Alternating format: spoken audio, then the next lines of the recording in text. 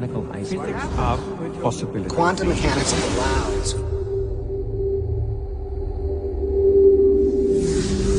supreme mind. The brain is capable of millions of neural nets. Cascade biochemical An emotional response. molecules of emotion. The brain does not know the difference between what it sees in its environment and what it remembers. We are running the holodeck. Whatever way we observe the world around us. So how can you continue to see the world as real if the self that is determining it to be real is intangible?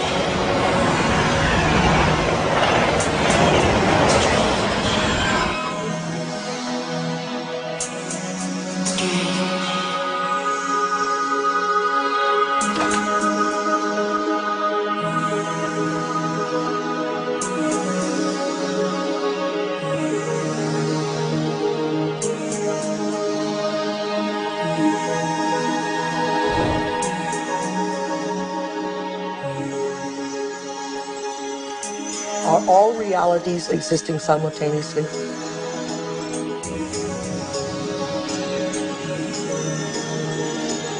Is there a possibility that all potentials exist side by side?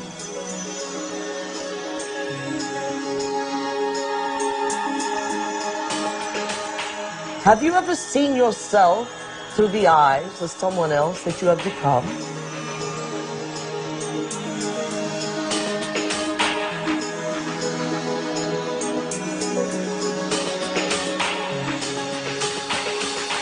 And looked at yourself through the eyes of the ultimate observer? Who are we? Where do we come from? What should we do? And where are we going? Why are we here? Well, that is the ultimate question, isn't it? What is reality? What I thought was unreal now, for me, seems in some ways to be more real than what I think to be real, which seems now more to be unreal. You can't explain it. And anybody who gets too lost and anybody who spends too much time trying to explain it is likely to get lost forever down the rabbit hole of mysteriousness. I think the more you look at quantum physics, the more mysterious and wondrous it becomes. Quantum physics, in very succinctly speaking, is a physics of possibilities. These are questions. These are addressing questions of how the world feels to us, of whether there's a difference between the way the world feels to us and the way it really is. Have you ever thought about what thoughts are made of? I think some of the things we're seeing with the children today is a sign that the culture is in the wrong paradigm and not appreciating the power of thought. Every age, every generation has its built-in assumptions that the world is flat, or that the world is round, etc. There are hundreds of hidden assumptions, things we take for granted that may or may not be true. Of course, in the vast majority of cases, historically, these things aren't true. So presumably, if history is any guide, much about what we take for granted about the world simply isn't true. But we're locked into these precepts without even knowing it oftentimes. That's a paradox. Modern materialism strips people of the need to feel responsible. And often enough, so does religion. But I think if you take quantum mechanics seriously enough, it puts the responsibility squarely in your lap, and it doesn't give answers that are clear-cut and comforting. It says, yes, the world is a very big place, it's very mysterious, mechanism is not the answer, but I'm not going to tell you what the answer is, because you're old enough to decide for yourself. Is everyone a mystery? Is everyone an enigma? They most certainly are. Asking yourself these deeper questions opens up new ways of being in the world. It brings in a breath of fresh air. It makes life more joyful. The real trick to life is not to be in the know, but be in the mystery.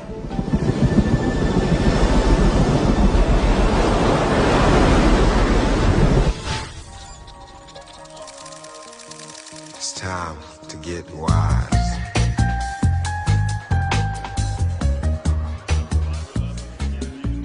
Why do we keep recreating the same reality? Why do we keep having the same relationships? Why do we keep getting the same jobs over and over again?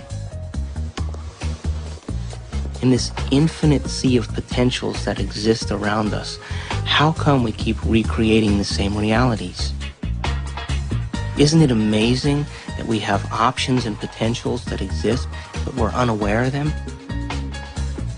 Is it possible that we're so conditioned to our daily lives, so conditioned to the way we create our lives, that we buy the idea that we have no control at all? We've been conditioned to believe that the external world is more real than the internal world. This new model of science says just the opposite. It says what's happening within us will create what's happening outside of us. There's a physical reality that is absolutely rock solid, and yet it only, if you want to put it this way, it only comes into existence when it bumps up against some other piece of physical reality. That other piece may be us, and of course we're partial to those moments. But it doesn't have to be either. It could be just some incidental rock comes flying along and interacts with this fuzzy mass of stuff, and sure enough, it provokes it into a particular state of existence. And there were philosophers in the past that said, look, if I kick a rock and I hurt my toe, that's real. I feel that, it feels real, it's vivid, and that means that it's reality. But it's still an experience, and it's still this person's perception of it being real. Scientific experiments have shown that if we take a person and hook their brains up to certain PET scans or computer technology and ask them to look at a certain object, and they watch certain areas of the brain light up, and then they've asked them to close their eyes and now imagine that same object. And when they imagine that same object, it produced the same areas of the brain to light up as if they were actually visually looking at it. So it caused scientists to back up and ask this question. So who sees then? Does the brain see? Or do the eyes see? And what is reality? Is reality what we're seeing with our brain? Or is reality what we're seeing with our eyes? And the truth is that the brain does not know the difference between what it sees in its environment and what it remembers, because the same specific neural nets are then firing. So then it asks the question, what is reality?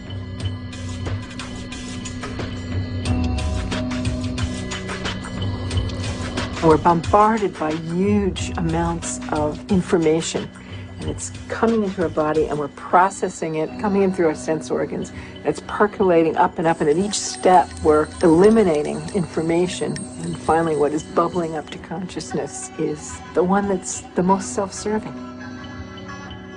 The brain processes 400 billion bits of information a second, but we're only aware of 2,000 of those. But our awareness of those 2,000 bits of information are just about the environment, our body, and about time.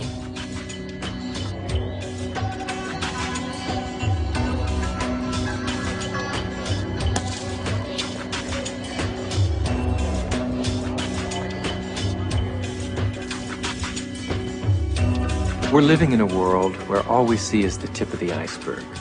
The classical tip of an immense quantum mechanical iceberg. Hey, wow! You got a lot of shots to develop? No. Oh, bummer. Well, I'll catch you later.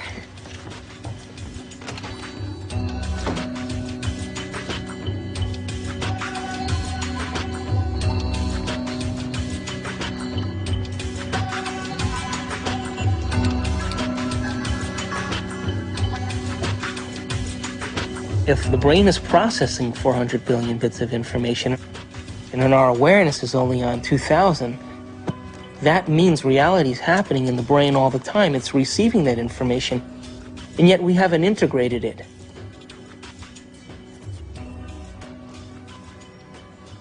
The eyes are like the lens, but the tape that's really seeing is the back of the brain. It's called the visual cortex. It's right back here. It's like this camera and it's tape. Did you know that the brain imprints what it has the ability to see? Now, this is important. For example,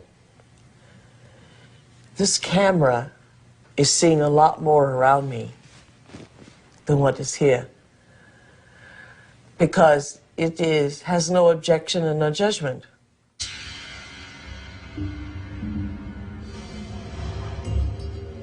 The only movie that's playing in the brain is what we have the ability to see.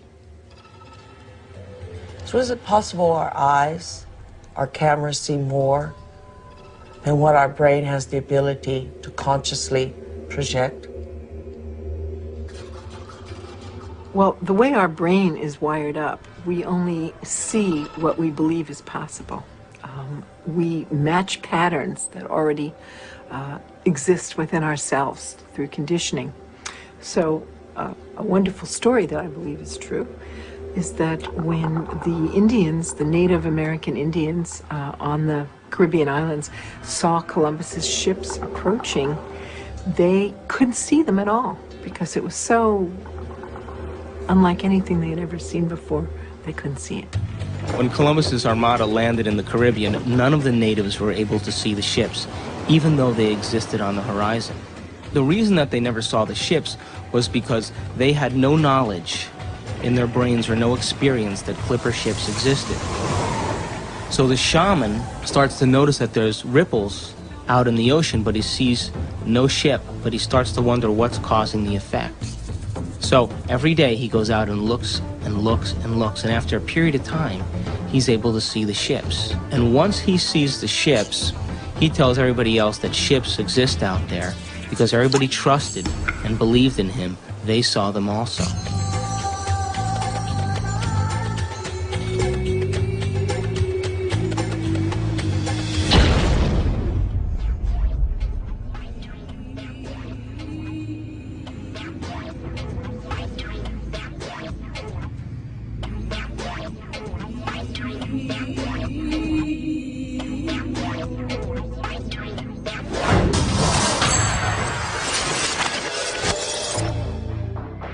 We create reality. We're reality-producing machines. We create the effects of reality all the time. We always perceive something after reflection in the mirror of memory. As far as whether or not we're just living in a big holodeck or not, it's a question that we don't necessarily have a good answer to. I think this is a big philosophical problem that we have to deal with in terms of what science can say about our world, because we are always the observer in science. So we are still always constrained by what is ultimately coming into the human brain that allows us to see and perceive the things that we do. So it is conceivable that all of this really is just a great illusion that we have no way of really getting outside of to see what is really out there. Your brain doesn't know the difference between what's taking place out there and what's taking place in here. There is no out there, independent of what's going on in here.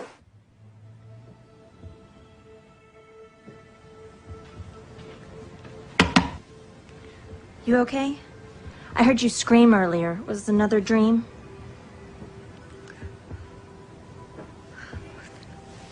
You were an Indian, watching Columbus's ship materialize out of thin air. Wow. And this medicine man kept hitting you. Cool. Hey, maybe it was a past life or a parallel reality or a future life. That's weird. Or maybe that dream was trying to tell you the truth. I guess it just depends on what you think is real. Maybe you should try different anxiety pills. My pills are fine, okay? Thank you. I have to go get dressed.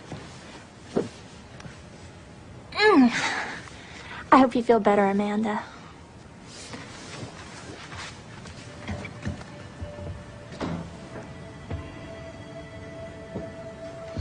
God, Amanda, I could be such an asshole.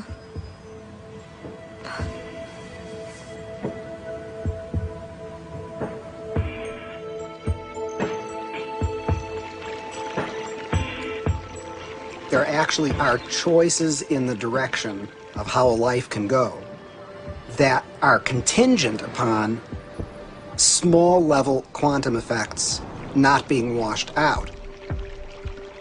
First of all, let's talk about the subatomic world, and then we'll talk about what it's telling us about reality. The first thing I want to tell you about the subatomic world is it's totally a fantasy created by mad physicists trying to figure out what the heck is going on when they do these little experiments. By little experiments, I mean big energy in little spaces and little pieces of time.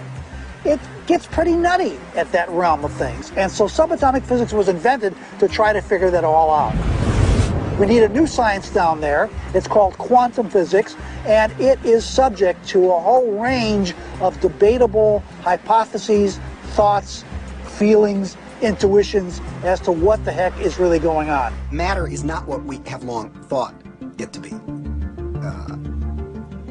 To the scientist, matter has always been thought of as sort of the ultimate in that which is static and predictable. Within all the atoms and molecules, all the space within that, the particles take up an insignificant amount of the volume of an atom or molecule, the fundamental particles. The rest of it is vacuum. What seems to happen is that particles appear and disappear all the time. So where do they go when they're not here? Now, that question is tricky. I'm going to give you two answers. Answer number one, they go into an alternative universe where the people in that universe are asking the same question about those particles when they come into our universe. They say, where do they go? There's a great mystery called the mystery of the direction of time. There's a certain sense in which the fundamental laws of physics that we have don't make any interesting distinction, say, between past and future. For example, it's a puzzle from the standpoint of the fundamental laws of physics. Why we should be able to remember the past and not have the same kind of epistemic access to the future. It's a puzzle from the standpoint of these laws why we should think something like, by acting now, we can affect the future but not the past. These things, that we have a different kind of epistemic access to the past and the future, that we have a different kind of control by acting now over the future than we do over the past. These things are so fundamental to the way we experience the world that that it seems to me not to be curious about them is to be, 3/4 of the way to being dead.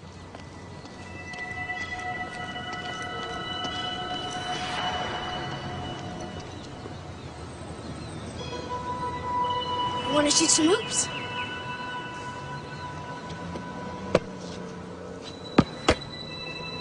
No, you don't have to be like that. Come on and play. Look, he likes you. Don't you have time for a little one-on-one? How long has it been since you played? Come on, you got the ball. Take a shot. No, my lady, not from there. It's out of bounds. Gotta be on the court to be in play.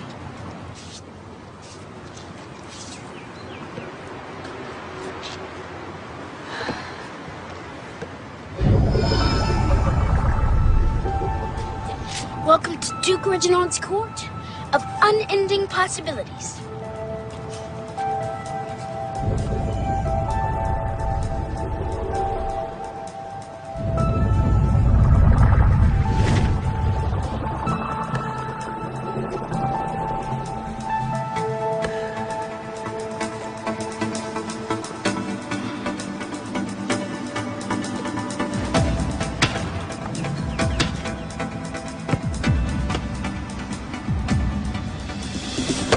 Court rules. Gotta sink the last one. They're hurt. never touched you. Right.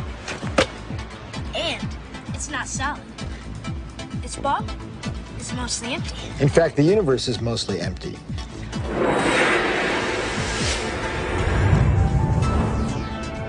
We like to think of space as empty and matter as solid. But in fact, there is essentially nothing to matter whatsoever. It's completely insubstantial. Take a look at an atom. We think of it as a kind of hard ball.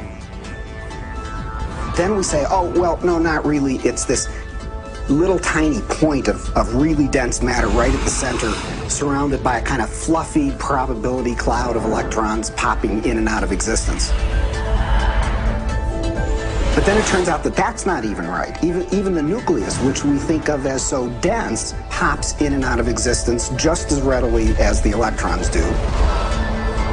The most solid thing you can say about all this insubstantial matter is that it's more like a thought. It's like a concentrated bit of information. What makes up things are not more things, but what makes up things are ideas, concepts, information. And like I said, it never touches.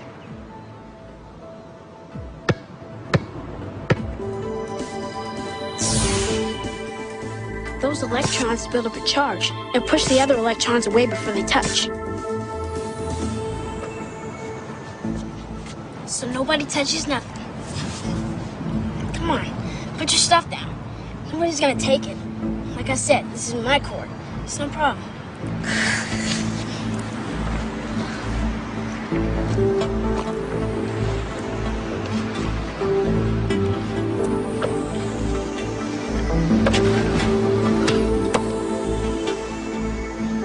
How long has it been? I'd be 8. It's only in conscious experience that it seems that we move forward in time. In quantum theory, you can also go backwards in time. You can always go back in time.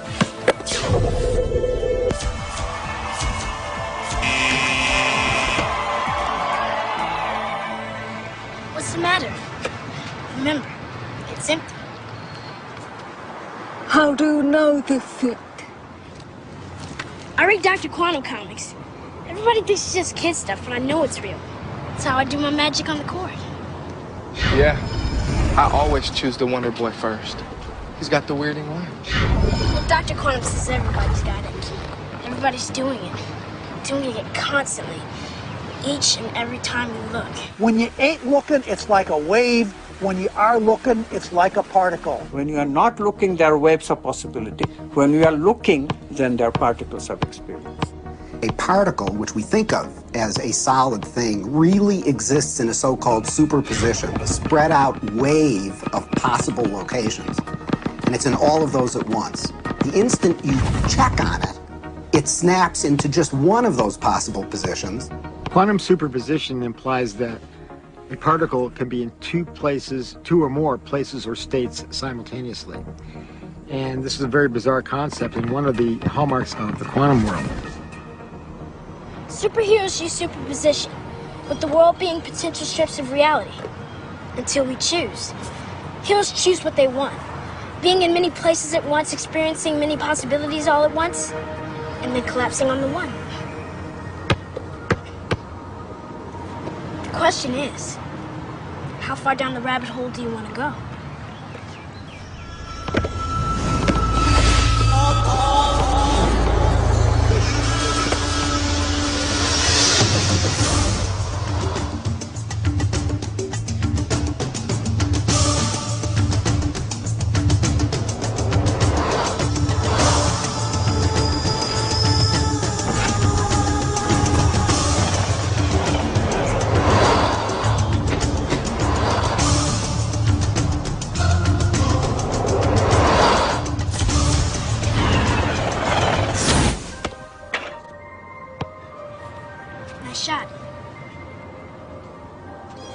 How can a system or an object be in two or more states at the same time?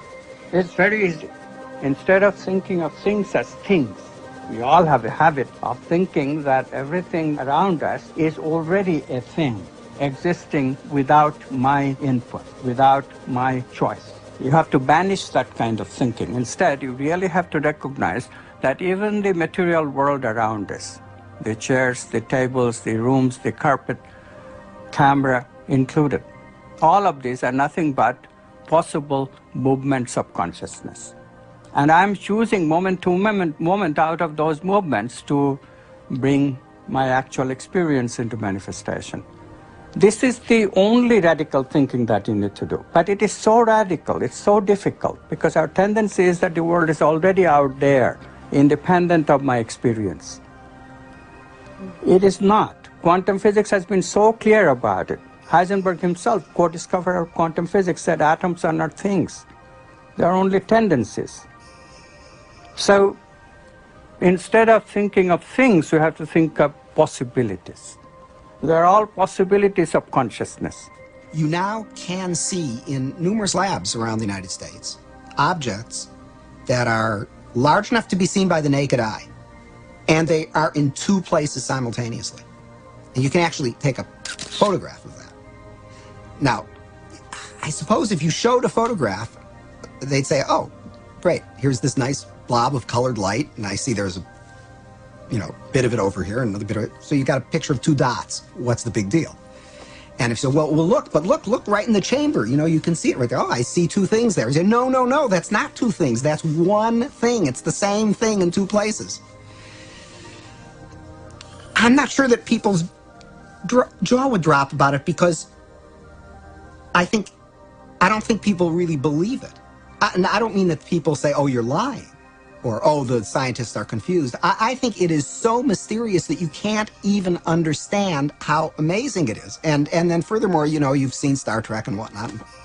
Beam me up, Scotty. So it all seems sort of, oh, well, what does that really mean? But you've got to really stop and think about what that means, that it's the same object and it's in two places at once. And people tinker in the lab and they get angry about things and they have lunch and they go home and they lead their lives just as though nothing utterly astounding is happening, because, of course, that's how you have to go about it. And yet there is this completely amazing magic sitting right in front of your eyes.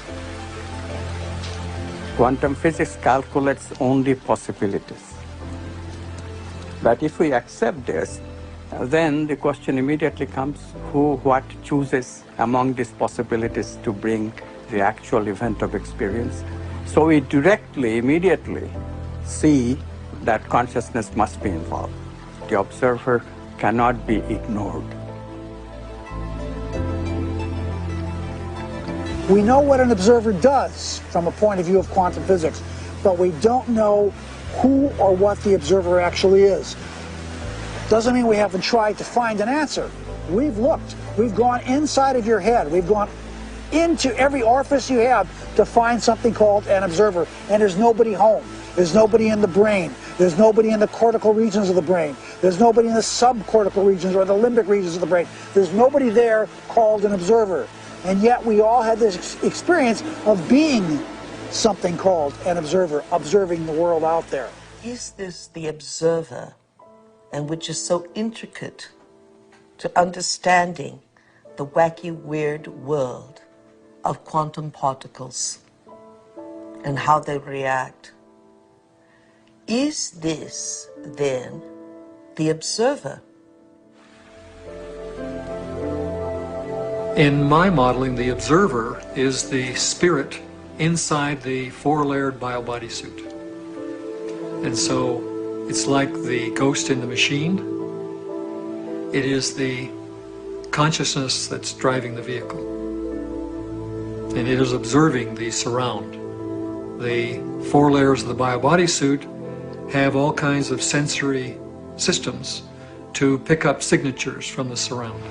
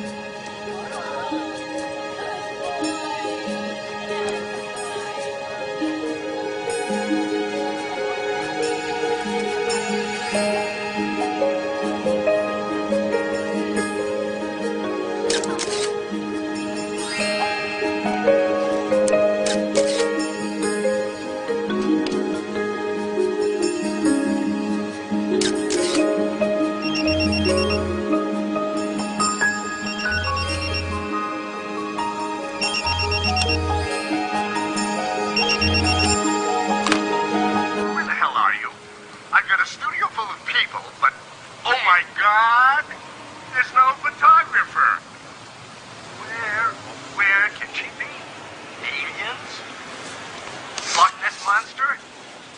A hot date?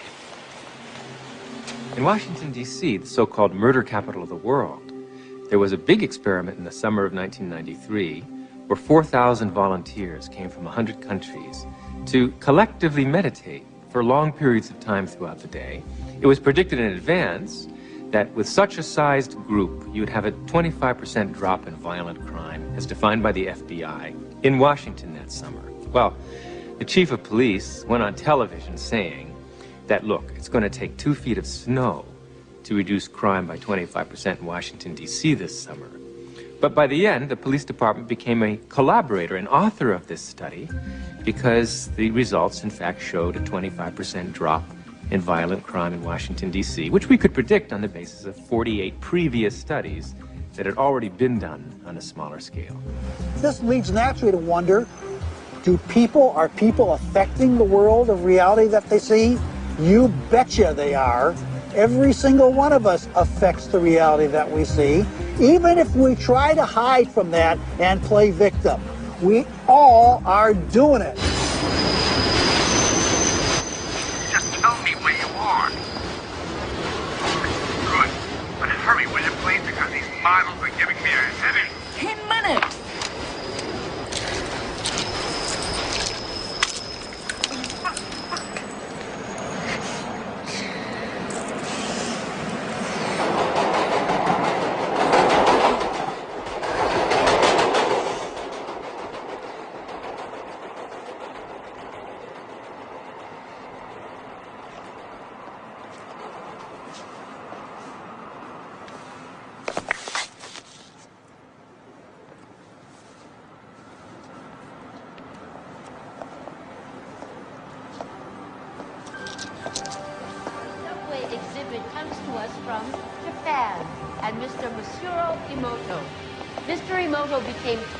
Interested in the molecular structure of water and what affects it.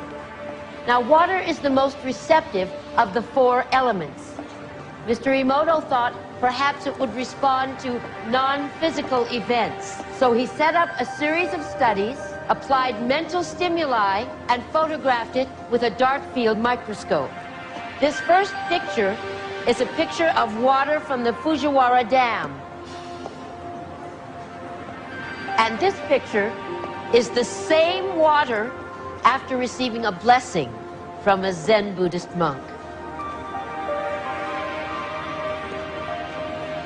Now, in this next series of pictures, Mr. Emoto printed out words, taped them to bottles of distilled water, and left them out overnight. This first photograph is a picture of the pure distilled water, just the essence of itself. These subsequent photographs, as you can see, are each different. This is the chi of love. And we move along here to thank you. And you can see where he taped that to this bottle here. But if you read Japanese, you already knew that. Now, Mr. Emoto speaks of the thought or intent being the driving force in all of this. The science of how that actually affects the molecules is unknown, except to the water molecules, of course. And it's really fascinating when you keep in mind that 90% of our bodies are water.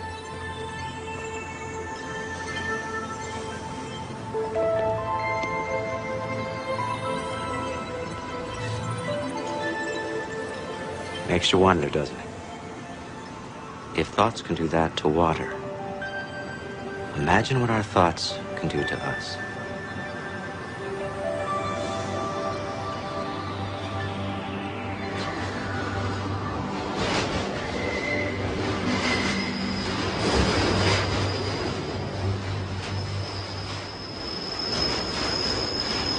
Absolutely, thought alone can completely change the body. Most people don't affect reality in a consistent, substantial way because they don't believe they can.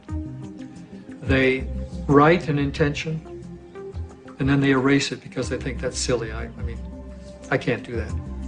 And then they write it again and then they erase it. So time average, it's a very small effect. And it really comes down to the fact that they believe They can't do it. If you accept with every rudiment of your being that you will walk on water, will it happen? Yes, it will. But you know, it's like positive thinking. It's a wonderful idea, positive thinking. But what it usually means is that I have a little smear of positive thinking covering a whole mass of negative thinking. So thinking positive is not really thinking positive. It's just disguising the negative thinking that we have. When we think of things, then we make the reality more concrete than it is. And that's where we become stuck. We become stuck in the sameness of reality. Because if reality is concrete, obviously I'm insignificant. I cannot really change it. But if reality is my possibility of consciousness itself, then immediately comes the question of how can I change it? How can I make it better? How can I make it happier? You see how we are extending the image of ourselves?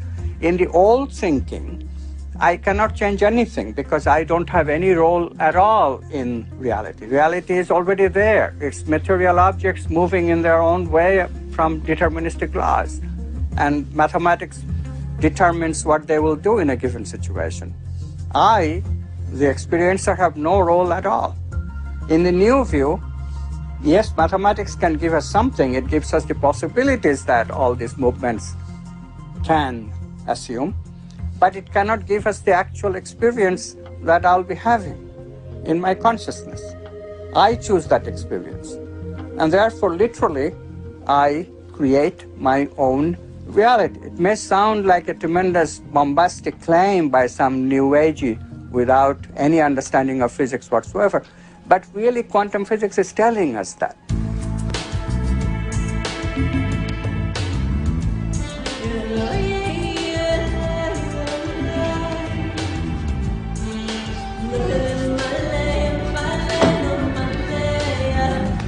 Hey, how was the shoot?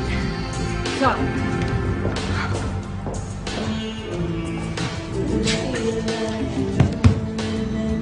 Your boss called. He's worried about you.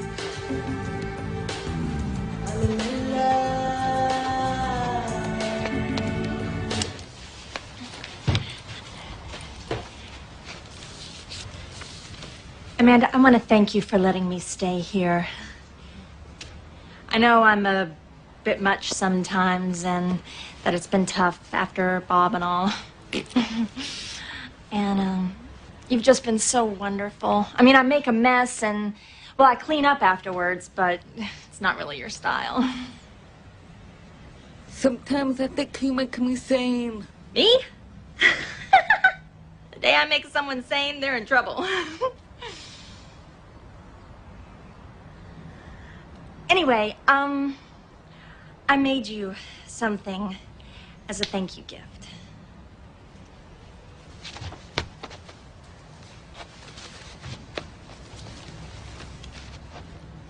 Open it.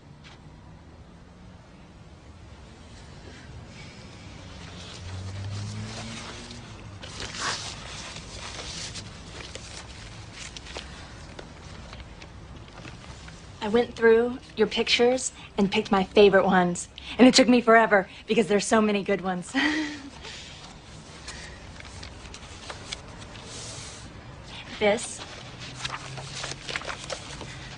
That's for all the wonderful photos you will be taking.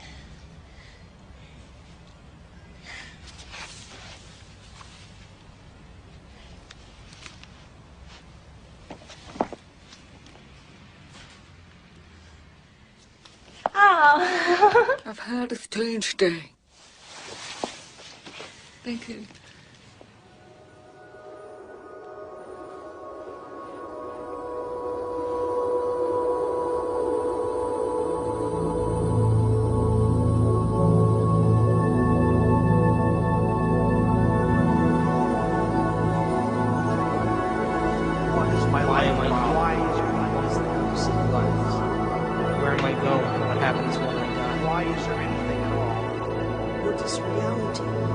It makes you wonder, doesn't it? If thoughts can do that to water, imagine what our thoughts can do to us. Reality ultimately comes down to our experience. Have you ever thought about what thoughts are made of? Is there a substance of thought? I guess it just depends on what you think is real. The world being possible timelines of reality. Until we choose. Are all realities in the quantum field existing simultaneously? Addiction is something real, something that you can't stop. There literally are different worlds in which we live. There's the macroscopic world that we see. There's the world of our cells. There's the world of our atoms. The world of our nuclei. These are each totally different worlds. They have their own language. They have their own mathematics. They're not just smaller. Each is totally different. But they're complementary. Because I am my atoms. But I am also my cells. I'm also my macroscopic physiology. It's all true. They're just different levels of truth. The deepest level of truth uncovered by science and by philosophy is the fundamental truth of unity. At that deepest subnuclear level of our reality, you and I are literally one. One.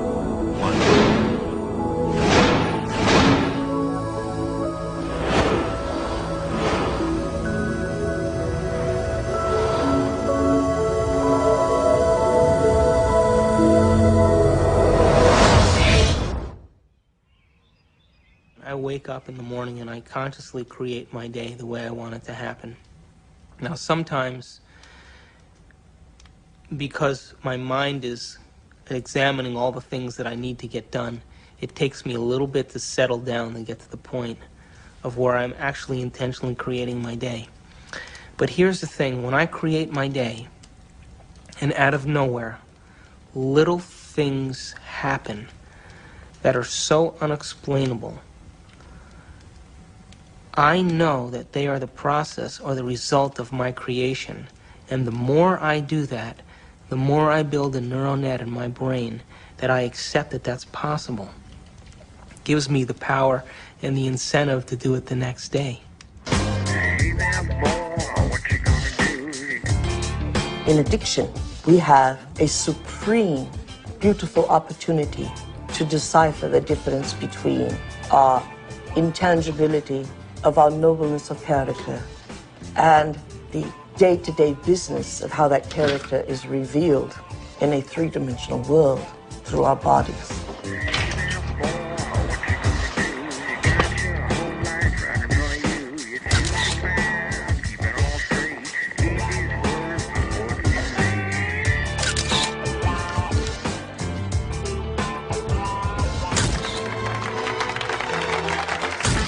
Weddings. And what we will learn is that addiction is the feeling of a chemical rush that is cascaded through the bodies through a whole assortment of glands and ductless glands and through the spinal fluid, a feeling that some would call a sexual fantasy. It only takes one sexual fantasy for a man to have a hard-on. In other words, it only takes one thought here for a man to have an erection in his member. And yet, there was nothing outside of him that gave him that. It was what was within him that gave him that. Oh, hey, Amanda, I didn't know you were there. Guilty.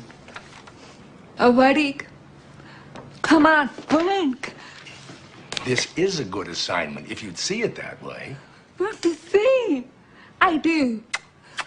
They did. Oh, God, Amanda. I mean, you live in your past. I mean, everything with you is about what happened. You hate churches. You hate weddings. You hate guys. And I want you to go scope it out. Don't need to. I got mine there. I know. I took the pictures, remember? You got too many memories clouding your vision. Oh, Amanda, you know you're the best technical photographer I have. And I want to have some great pictures. You know what? You need a good Polish wedding. And watch out for those good Catholic boys, huh? You need the priest. Come on, get out of here. Bye. When I was younger, I had lots of ideas about what God was.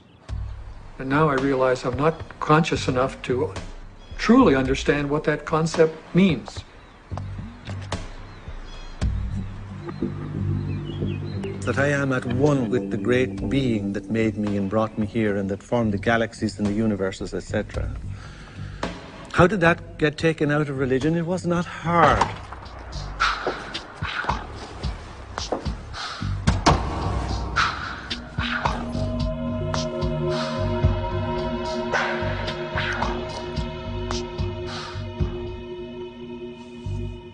Most of the problems that religion and the various philosophical movements down through the centuries have produced have been errors because that's where they started.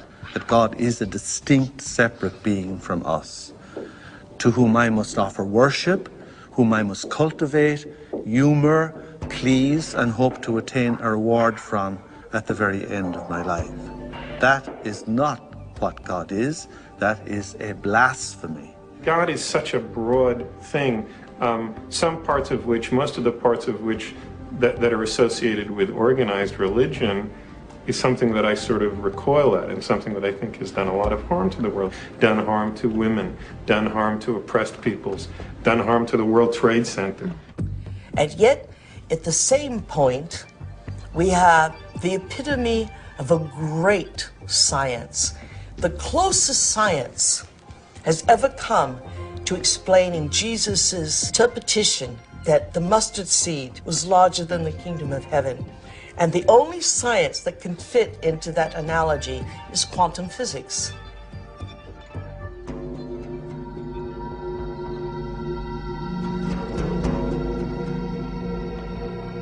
Now, we have great technology, from anti-gravity magnets and magnetic fields of zero-point energy. We have all that, and we still have this ugly, superstitious, backwater concept of God.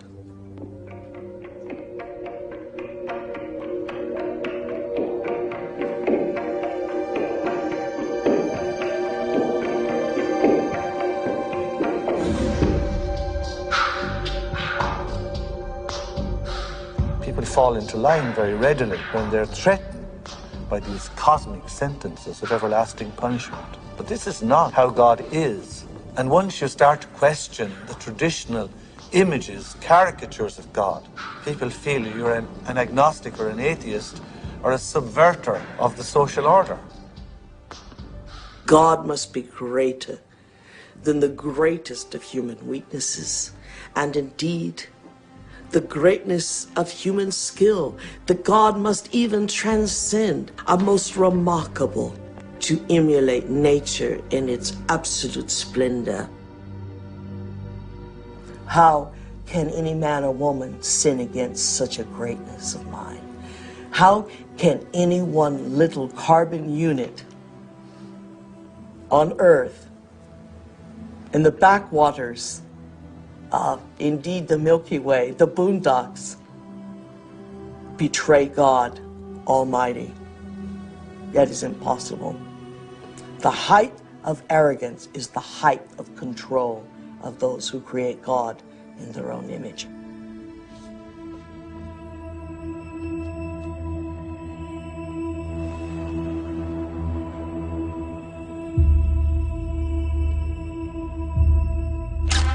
I now present to you Mr. and Mrs. Richard Buck Filipowski.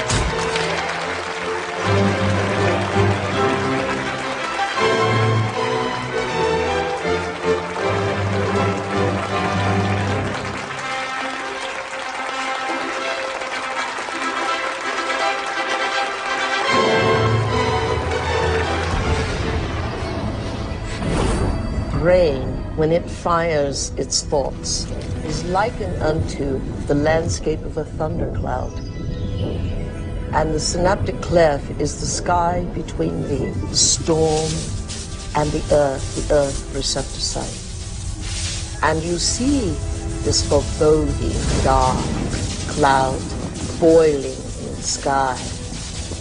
And you see electrical impulses moving through it, veins of electric light, and then you see it hit the ground. brain looks like a thunderstorm when it is presenting a coherent thought. So no one has ever seen the thought. What they do see in neurophysics is that they see a storm raging around different quadrants of the brain. Those are areas that are mapped in the body and what the person must be responding to. A holographic image. Rage, murder, hate, compassion, love. The brain does not know the difference between what it sees in its environment and what it remembers, because the same specific neural nets are then firing. The brain is made up of tiny nerve cells called neurons. These neurons have tiny branches that reach out and connect to other neurons to form a neural net.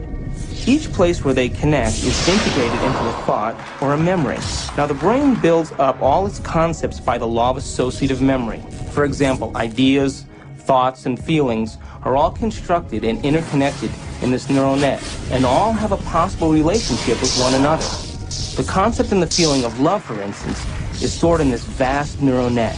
But we build the concept of love from many other different ideas. Some people have love connected to disappointment.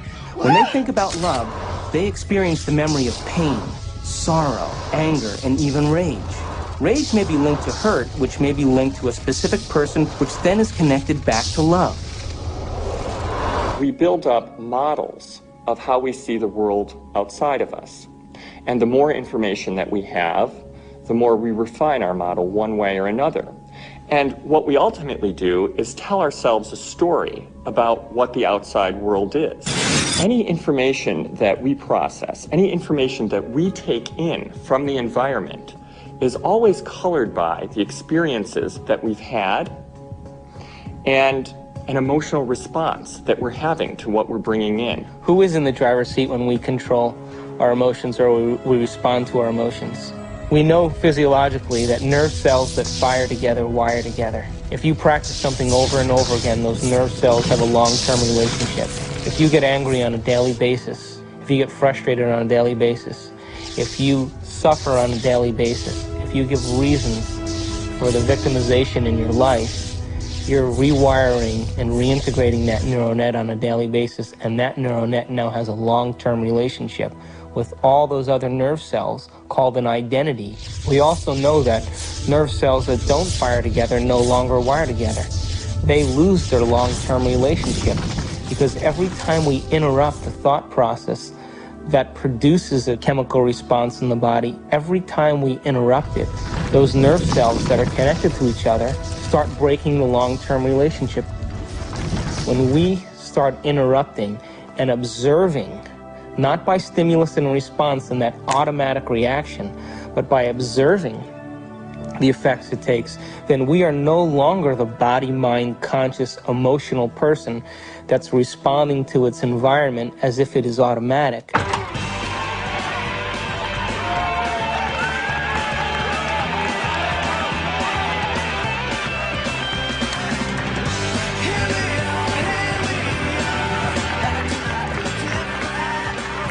Does that mean emotions are good or emotions are bad? No, emotions are designed so that it reinforces chemically something into long-term memory. That's why we have them. All emotion is holographically imprinted chemicals. The most sophisticated pharmacy in the universe is in here. There's a part of the brain called the hypothalamus. And the hypothalamus is like a little mini factory, and it is a place that assembles certain chemicals that match certain emotions that we experience. Those particular chemicals are called peptides. They're small chain amino acid sequences. The body's basically a carbon unit that makes about 20 different amino acids all together to formulate its physical structure. The body is a protein-producing machine. In the hypothalamus, we take small chain proteins called peptides, and we assemble them into certain neuropeptides or neurohormones that match the emotional states that we experience on a daily basis. So there's chemicals for anger, and there's chemicals for sadness, and there's chemicals for victimization, there's chemicals for lust, there's a chemical that matches every emotional state that we experience. And the moment that we experience that emotional state in our body or in our brain, that hypothalamus will immediately assemble the peptide that then releases it through the pituitary into the bloodstream. The moment it makes it into the bloodstream, it finds its way to different centers or different parts of the body. Now, every single cell in the body has these receptors on the outside. And one cell can have thousands of receptors studying its surface, kind of opening up to the outside world. And when a peptide docks on a cell, it literally, like a key going into a lock, sits on the receptor surface and attaches to it and kind of moves the receptor, and kind of like a doorbell buzzing, sends a signal into the cell. It's party time!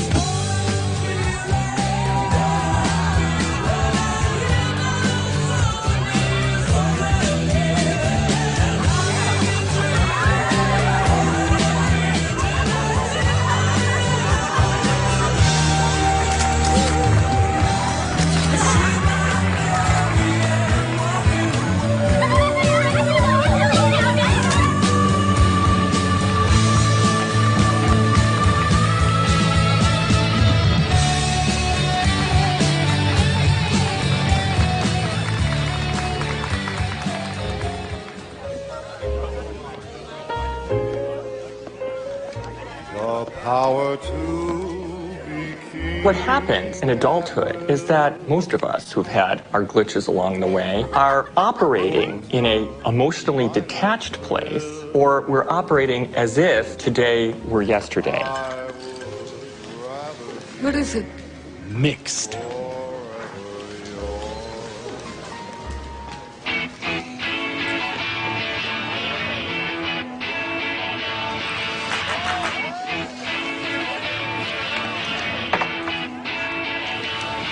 In either the disconnected place or the overly emotional reactive place, because they've gone to an earlier time in reality, the person is not operating as an integrated whole.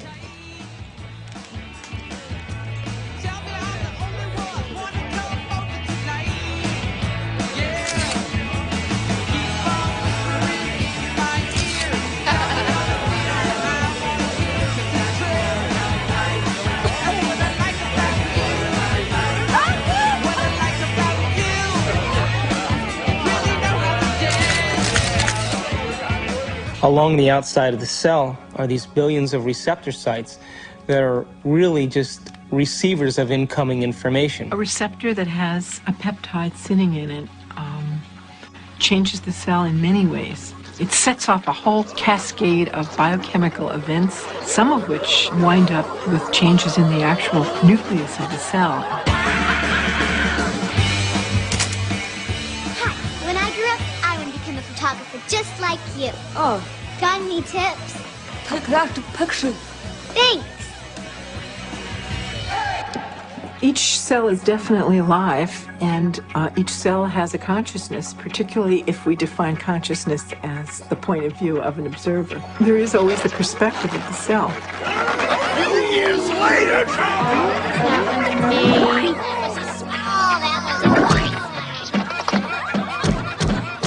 In fact, the cell is the smallest unit of consciousness in the body. I'm hungry!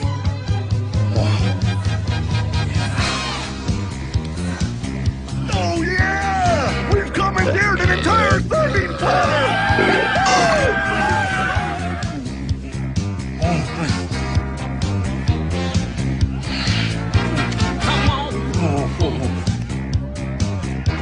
Yeah, keep it coming, keep it coming! Yeah! Oh, let's go!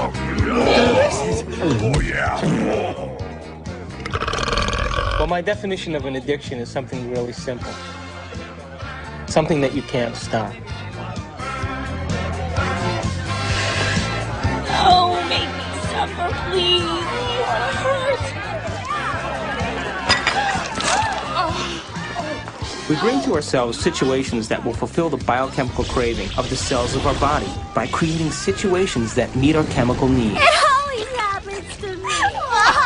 An addict will always need a little bit more in order to get a rush or a high of what they're looking for chemically.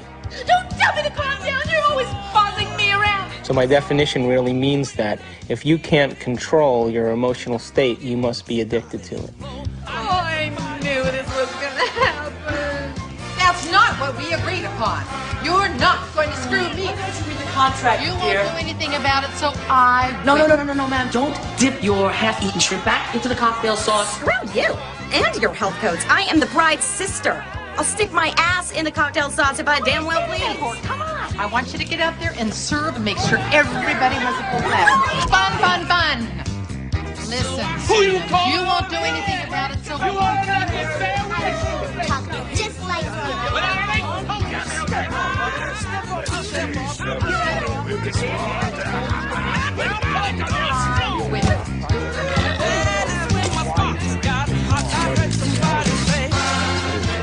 What is reality? What is the real reality?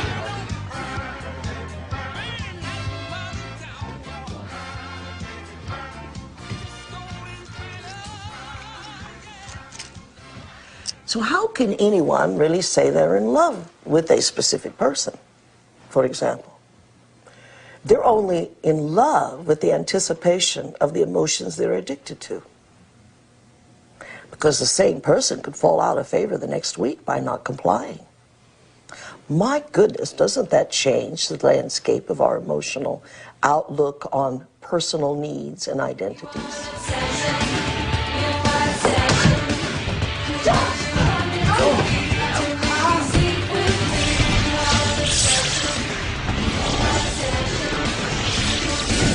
Oh, yeah.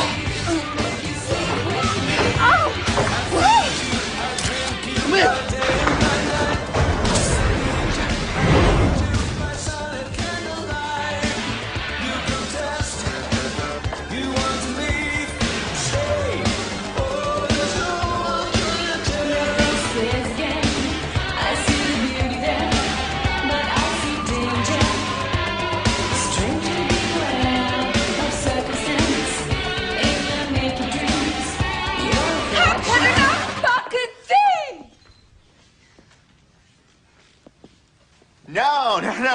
No. You got the punchline wrong. It's a photographer's joke. Go on about your music.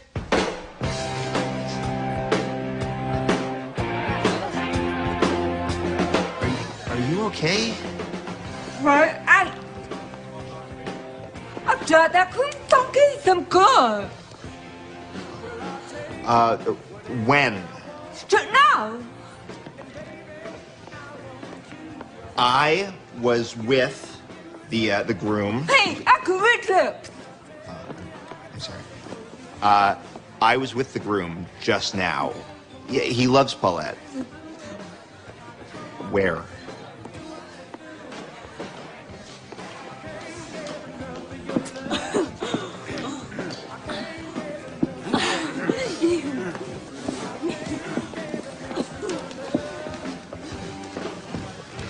Polacks, they all look the same in a tux. You're not Polish. Hi. Thanks. Here. This will help.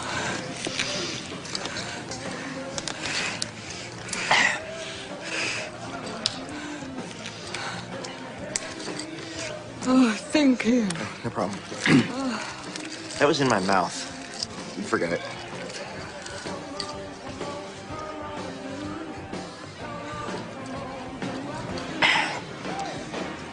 So, what's your name? Elliot. Hi. Yeah. It's I'm Amanda. Hey, Amanda. I should have asked you what your name.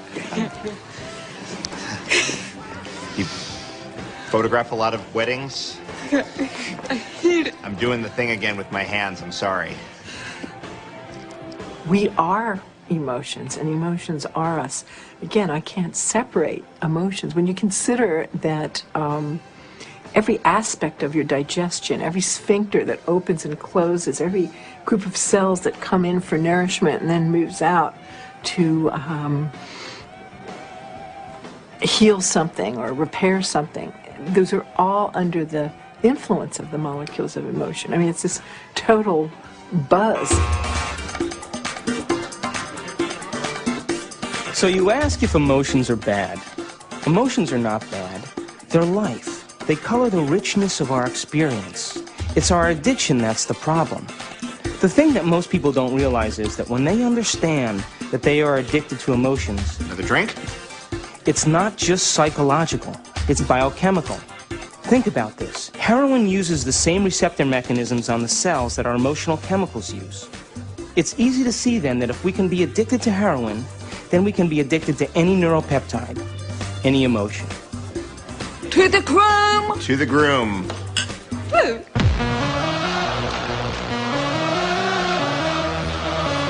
What's up, guys? What's up, man? Hello. What do we need?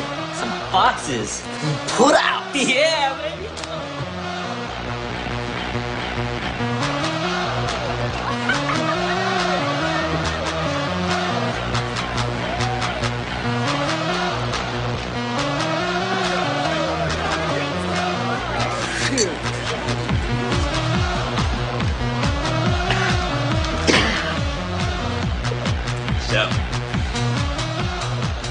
The relevant search command that's going on is related to finding a certain emotional state.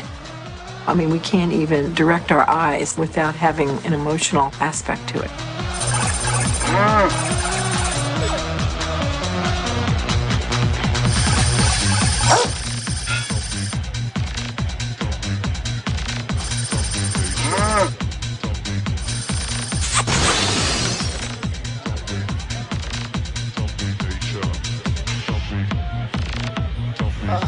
Oh, gosh.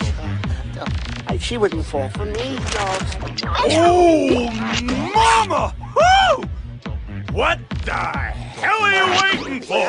Come on, you little pussies! Jeez, I can't believe you guys! What are you? Ooh, come on, just get the hell out of the way! Hi there, honey!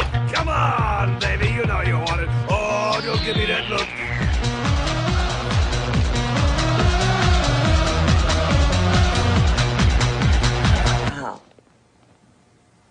What about people who are addicted to sex?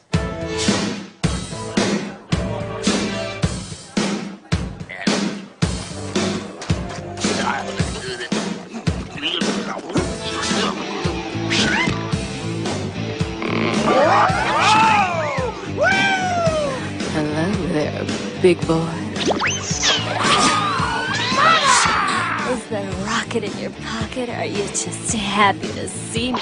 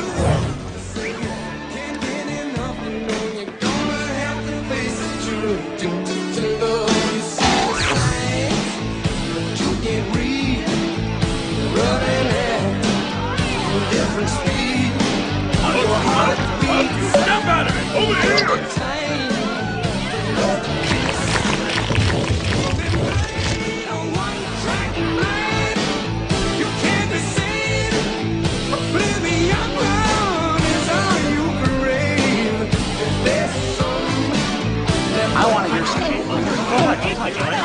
touch anything on it. It's very expensive equipment, all right?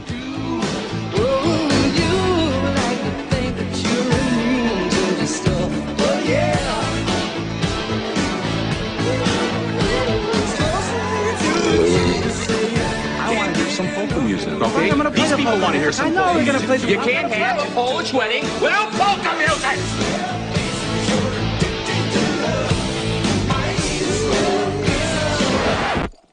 No, would you leave it alone? Keep your fucking hands... How can you have a Polish wedding without any fucking Polish music? Keep your fucking hands off my equipment, man!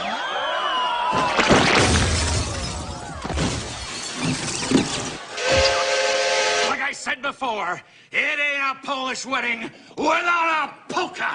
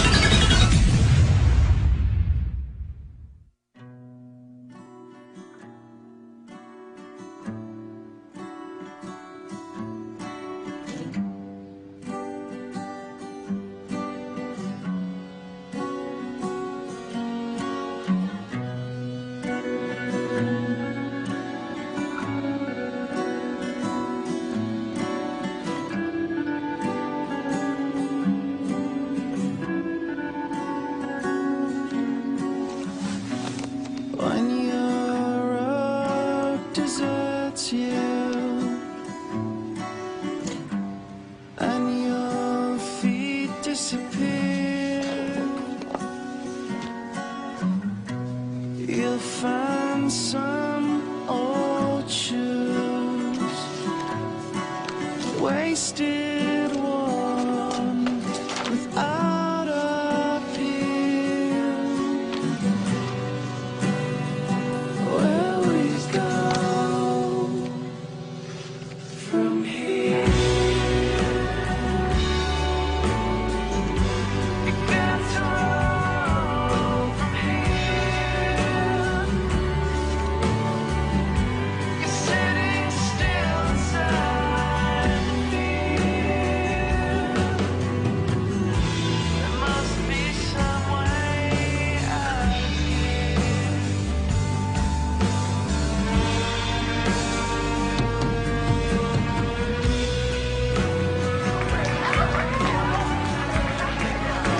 Our mind literally creates our body.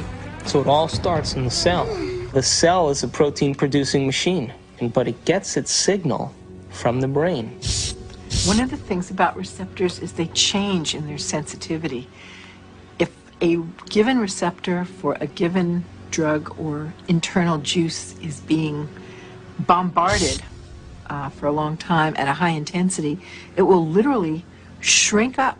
There will be less of them, or it will be hooked up in such a way that it is desensitized or downregulated.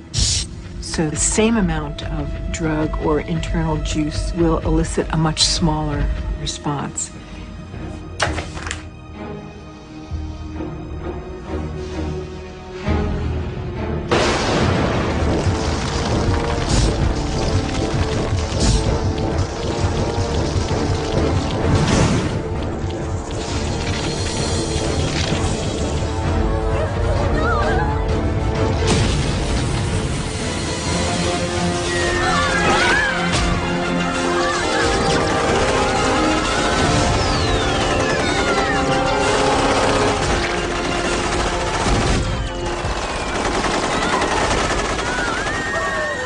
If we're bombarding the cell with the same attitude and the same chemistry over and over again on a daily basis, when that cell finally decides to divide, when it produces a sister cell or a daughter cell, that next cell will have more receptor sites for those particular emotional neuropeptides and less receptor sites for vitamins, minerals, nutrients, fluid exchange, or even the release of waste products or toxins. Now, all aging is a result of improper protein production. What happens when we age? Our skin loses elasticity. Well, elastin is a protein. What happens to our enzymes? We don't digest as well. What happens to our synovial fluid? Those are proteins. They become brittle and stiff. What happens to our bones? They become thin. So all aging is a result of improper protein production. So then the question arises, does it really matter what we eat? And does nutrition really have an effect if the cell doesn't even have the receptor sites after 20 years of emotional abuse to even receive or let in the nutrients that are necessary for its health?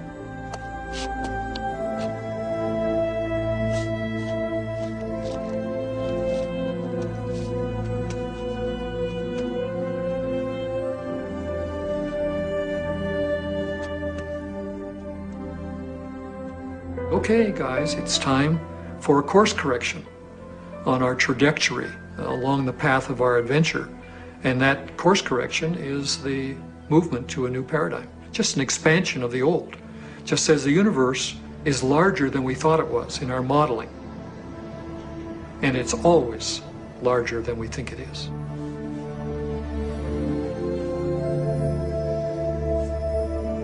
I hate you.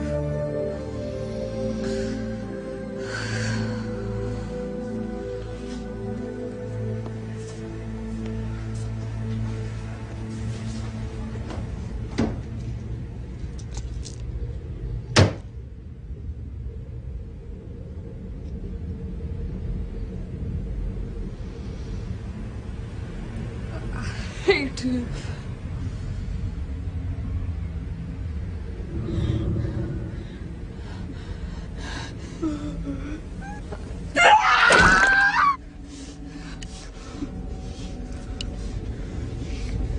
You get it? You suck! Look at you! You fat! You're ugly! You're worth nothing! You get it all! I hate you!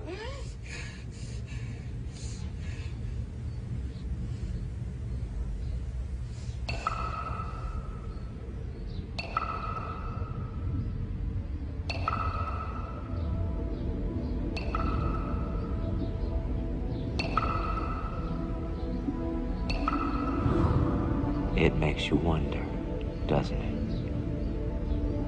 If thoughts can do that to water, imagine what our thoughts can do to us.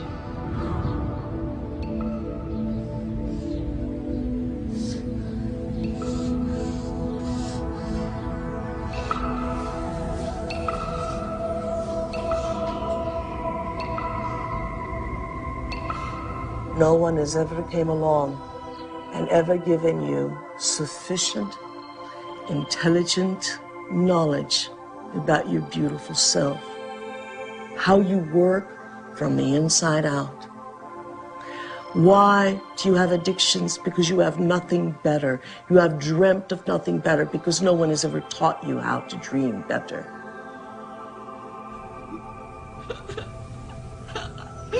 Do I think that you are bad? I don't think you're bad. Do I think you're good? I don't think you're good either. I think you're God.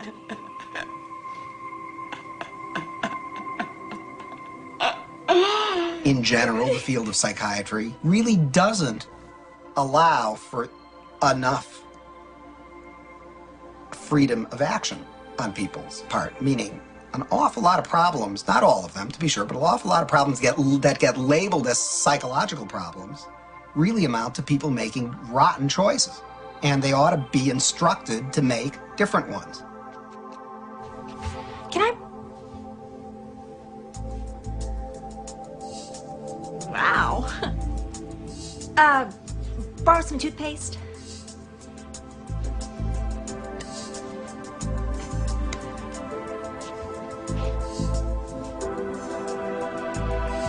Thanks.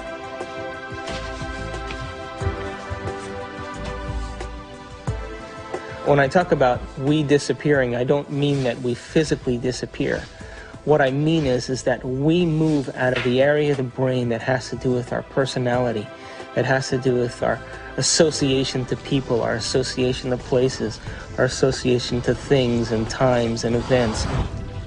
We don't exist in the associative centers in our brain that reaffirms our identity and reaffirms our personality.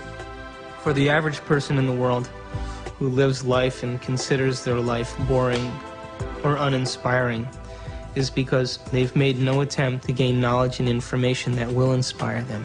They're so hypnotized by their environment through the media, through television, through people living and creating ideals that everybody struggles to become, that no one can actually become in terms of physical appearance and definitions of beauty and valor that are all illusions, that most people surrender and live their life in mediocrity.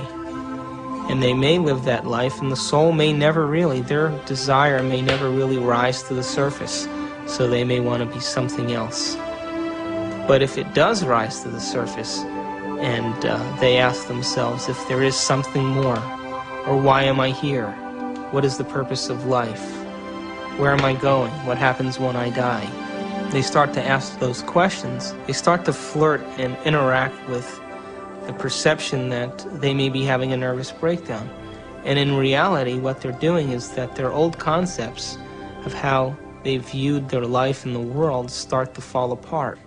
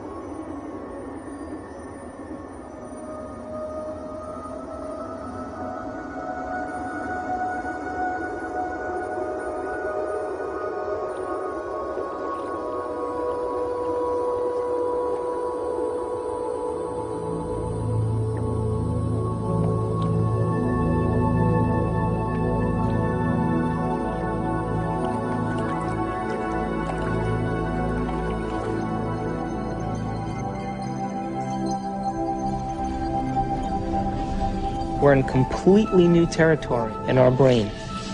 And because we're in completely new territory, we're rewiring the brain, literally reconnecting to a new concept. Then ultimately, it changes us from the inside out. If I change my mind, will I change my choices?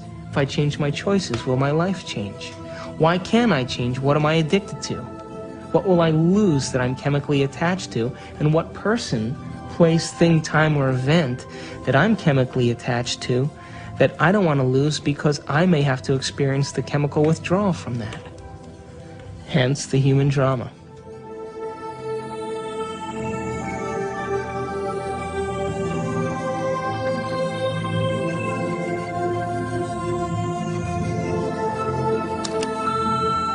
Amanda, it's Bob, and I'm just calling to say I hope that you can come tonight. I really want to see you. I really want to talk to you. I know we can work things out.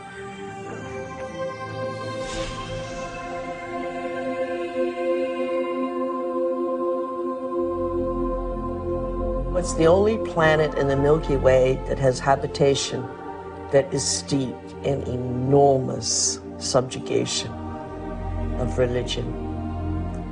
You know why that is? Is because people have set up right and wrong. If I do this, I'm going to get punished by God. If I do the other thing, I'm going to get rewarded. This is a really poor description that tries to map out a path in life for us to follow, but with deplorable results, because there really is no such thing as good or bad. We're judging things far too superficially that way. Does that mean you're in favor of sin and licentiousness and depravity? No. It simply means that you need to improve your expression and understanding of what you're dealing with here. There are things that I do, and I know they'll evolve me. There are other things that will not evolve me. But it's not good or bad. And there's no God waiting to punish you because you did one or the other. There is no God condemning people. Everyone is God's. At the same time, God is this sort of placeholder name for those parts of our experience of the world which are somehow transcendent, somehow sublime. I have no idea what God is. Yet I have an experience that God is. There is something very real about this presence called God. Although I have no idea how to define God, to see God as a person or a thing, I can't seem to do it. It's kind of like asking a human being to explain what God is similar to asking a fish to explain the water in which the fish swims. God is the superposition of all the spirit from all things. You are a God in the making, and you have to walk this path. But someday, you have to love the abstract as much as you love the condition of addiction. The only way that I will ever be great to myself is not what I do to my body, but what I do to my mind.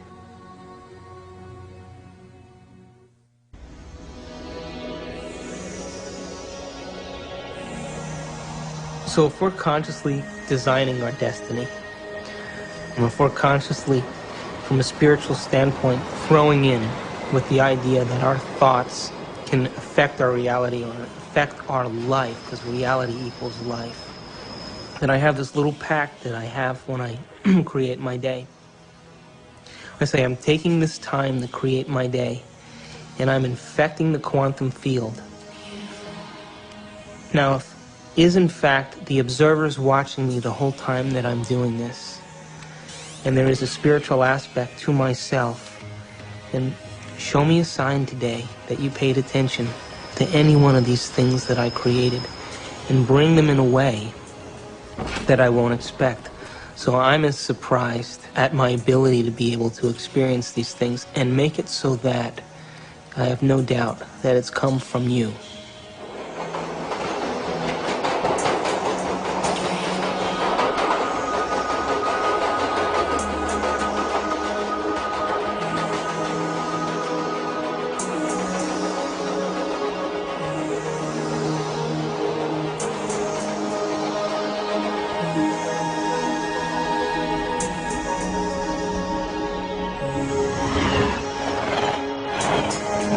So the brain is capable of millions of different things that that people just really should learn, that how incredible they actually are and how incredible their minds actually are. And that not only do they have this unbelievable thing within their head that can do so many things for them and can help us learn and can actually change and adapt, and it can make us something better than what we actually are, and it can actually help us to transcend ourselves.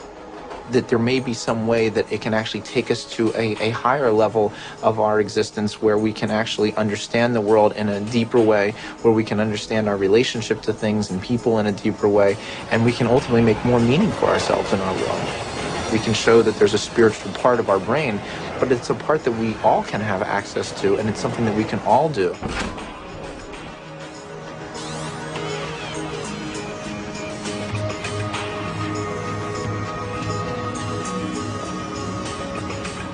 We have to formulate what we want and be so concentrated on it and so focused on it and have so much of our awareness of it that we lose track of ourselves.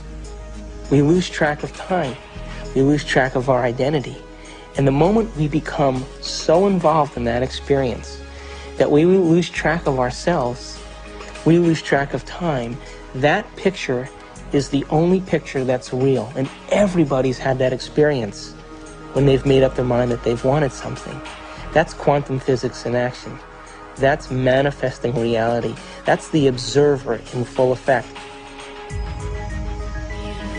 Your consciousness influences others around you. It influences material properties. It influences your future. You are co-creating your future.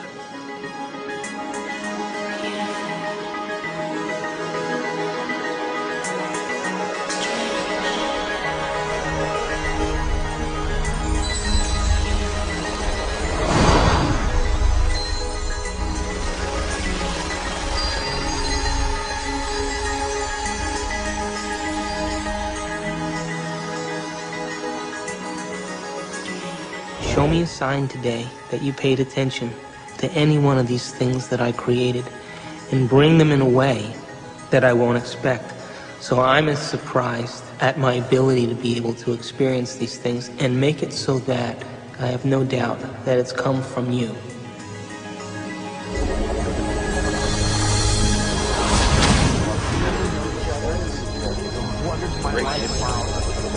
Consciousness is related to something fundamental.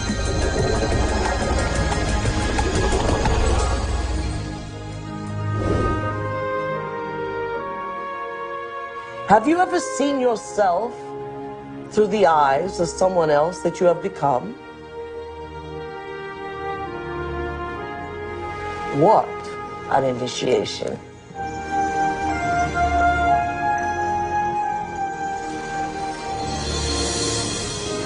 Have you ever stopped for a moment and looked at yourself through the eyes of the ultimate observer?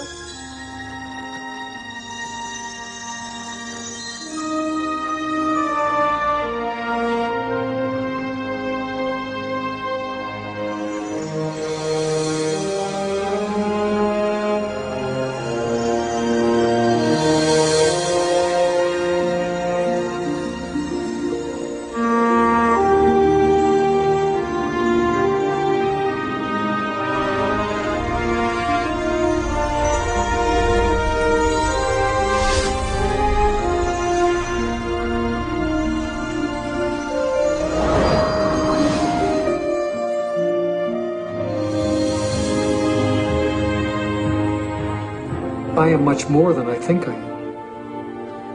I can be much more even than that.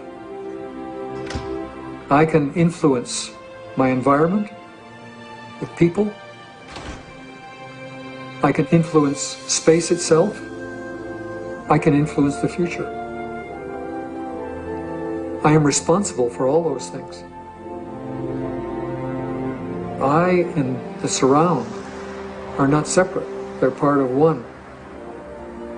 I'm connected to it all. I'm not alone.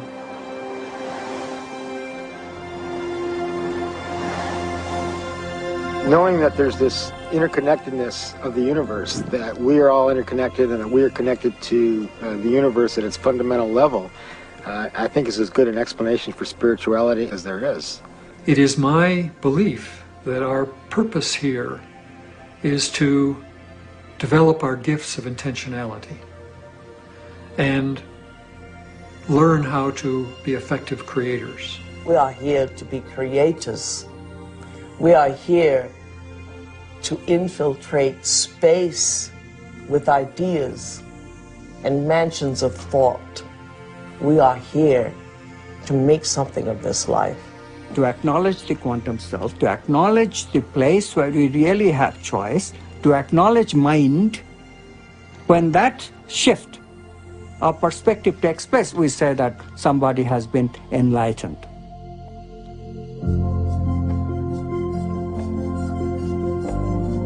Quantum mechanics allows for the intangible phenomenon of freedom to be woven into human nature. Quantum physics, very succinctly speaking, is a physics of possibilities. It opens fundamentally the question of whose possibilities and who chooses from these possibilities to give us the actual event of experience. The only answer that is satisfactory, both logically and meaningfully, is the answer that consciousness is the ground of all being. We must pursue knowledge without any interference of our addictions. And if we can do that, we will manifest knowledge in reality, and our bodies will experience it in new ways, in new chemistry, in new holograms, new elsewheres of thought, beyond our wildest dreams. All of us one day will reach the level of the avatars that we have read about in history, the Buddhas and the Jesus. Welcome to the kingdom of heaven, without judgment, without hate, without testing, without anything. That we simply are has allowed this reality we call real, from the power of intangibility, to pull out of inertness action, chaos, and hold it into its form, and we call it matter.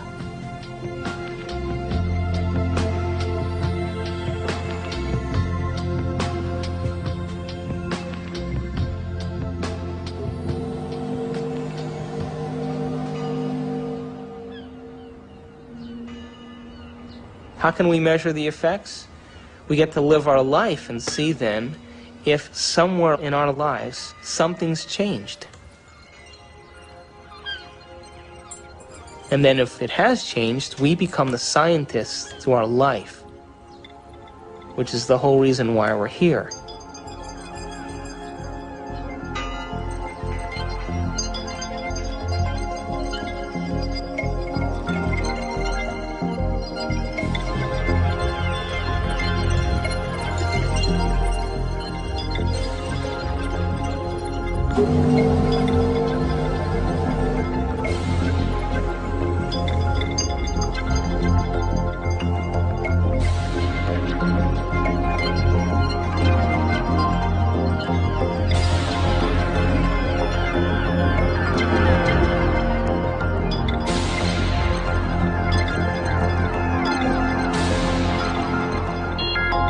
Don't just take it at face value.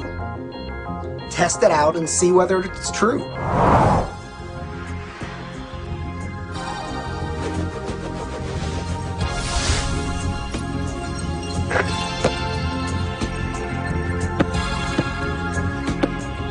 Hey, you're back.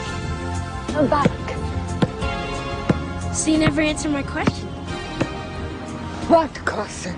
How far down the rabbit hole do you want to go?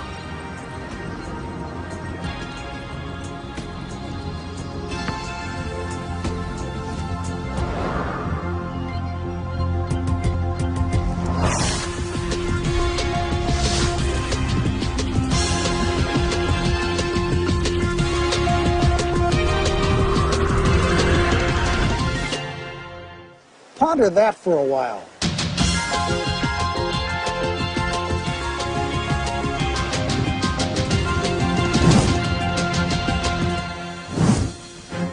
My name's David Albert. I got a PhD in theoretical physics. I studied biochemistry at Rutgers University, and then went to chiropractic college at Life University in Atlanta, Georgia. My postgraduate training is in anatomy and physiology, neurochemistry, neurophysiology, and genetics. I study quantum physics. I sometimes teach it. I've written a book on quantum physics and many books explicating the meaning of quantum physics.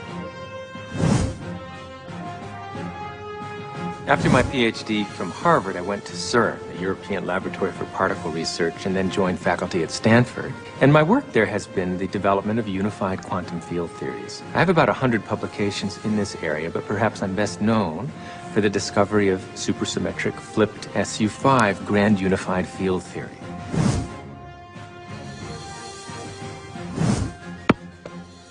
I make my living as an anesthesiologist, and every day as I put my patients to sleep, I kind of wonder where they go and why they're there in the first place. And that's one of the reasons that attracted me to anesthesia and the study of consciousness.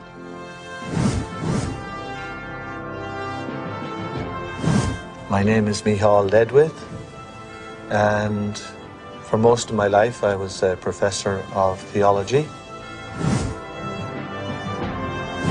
I'm Dr. Daniel Monti. I'm a physician with specialty training in psychiatry and human behavior. I'm on the full-time faculty at the Jefferson Medical College. I actually got very interested in studying this whole topic of the brain and spirituality because it had to do with a lot of the questions that I was asking ever since I was a child about reality and how we understood truth and what was real. And as I grew up and as I realized that while spirituality was, in some senses, a very important part of trying to find those answers, science also was a very crucial part. And I was ultimately looking for some way of bringing those two forces together.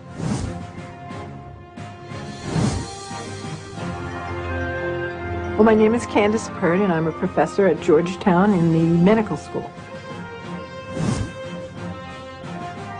Here we are actually filming great thinkers. Everyone in this room is a great thinker. Now that we got them thinking, that's always a trick, isn't it? I should make it clear that I am a graduate student in physics. I'm not a full-fledged theoretical physicist yet. But if fortune smiles on me and I continue to work like a dog on my problem sets and exams and whatnot, eventually what I hope to do with this is to apply fundamental quantum theory to quantum information processing. So I decided, well, if I gave up being department chairman, and if I gave up all my professional committees, and I gave up all my government committees, I would have a block of time that I could put to work.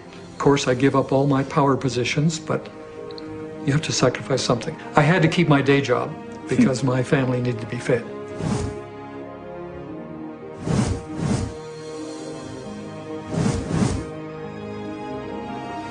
I presume that you're asking me how scientists can sound this wacko because I must be sounding wacko. It's really an interesting question. If you study science long enough, and seriously enough, and dig deeply enough, if you don't come out feeling wacko about it, you haven't understood a thing.